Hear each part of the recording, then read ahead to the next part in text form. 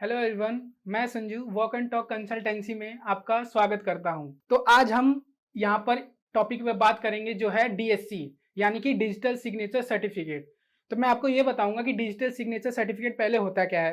तो digital signature certificate एक digital digital based होता है, सिग्नेचर होता है जिसको हम यूज कर सकते हैं किसी भी ई फॉर्म के को साइन करने के लिए और ऑनलाइन जितने भी आपको सर्विसेज प्रोवाइड की जाती हैं उन सब के लिए। और इसका यूज हम इनक्रिप्टेड ईमेल को सेंड करने के लिए भी कर सकते हैं।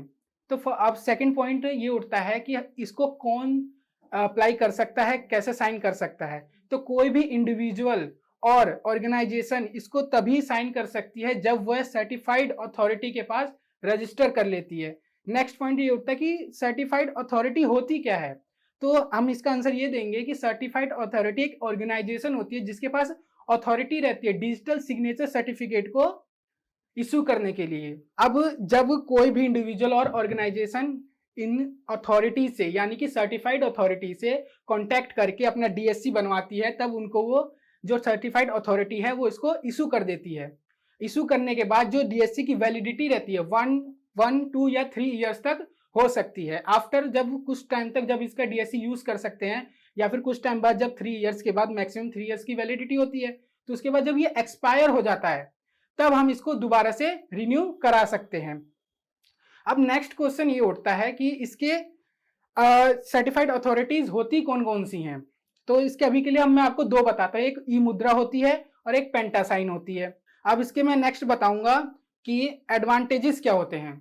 तो पहला एडवांटेजेस होता है ऑथेंटिकेशन, यानी कि जो भी आपने डिजिटल सिग्नेचर सर्टिफिकेट कहीं भी लगाया, किसी भी ई फॉर्म में लगाया है, तो उसमें जो डाटा है वो सब एकदम वेरीफाइड हो जाता है, उसमें कोई भी दिक्कत नहीं आती है। नेक्स्ट एडवांटेजेस है इसका टाइम और कॉस्ट, जो कि बहुत ज्यादा इंपॉर्टेंट पॉइंट होता है कि पहले के टाइम पे जब डिजिटल सिग्नेचर सर्टिफिकेट नहीं था उस टाइम में आपको आपकी खुद के हाथों के थ्रू ही सिग्नेचर करना पड़ता था, बहुत सारे डॉक्यूमेंट्स होते थे, वेरीफाइड करना पड़ता था, उसमें काफी टाइम लग जाता था और कॉस्ट भी बहुत ज्यादा आ जाती थी। लेकिन डिजिटल सिग्नेचर सर्टिफिकेट के आने से हमारे बहुत ज्यादा हेल्पफुल हुआ है, जिससे हम इजिली कुछ टाइम में ही और तेजी से क्विकली एकदम बेसिस पे हम साइन करके अपना पीडीएफ को कहीं भी वेरीफाई करके और भेज सकते हैं।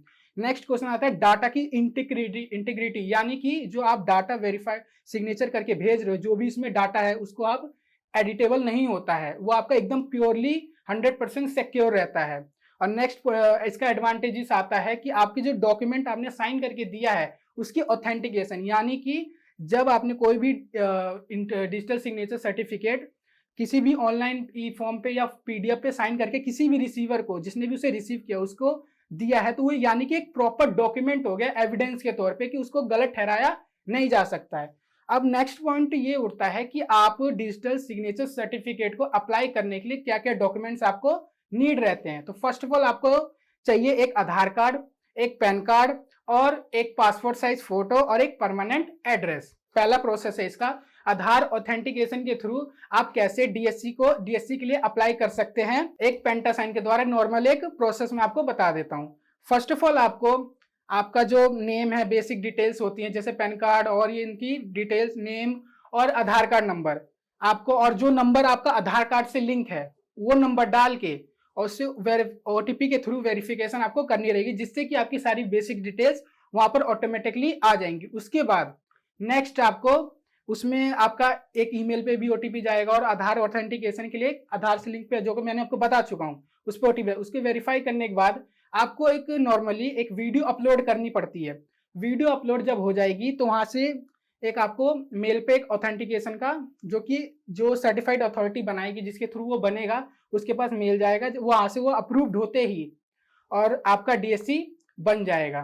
तो आज की इस वीडियो में इतना ही। आई होप आपको ये वीडियो बहुत पसंद आई होगी। अगर आपको कोई भी डीएससी से रिलेटेड कोई भी परेशानी हो तो आप कमेंट में हमें बता सकते हैं, हम आपकी इस प्रॉब्लम को जरूर से जरूर सॉल्व करेंगे। तो आज के लिए इतना ही। Thank you so much.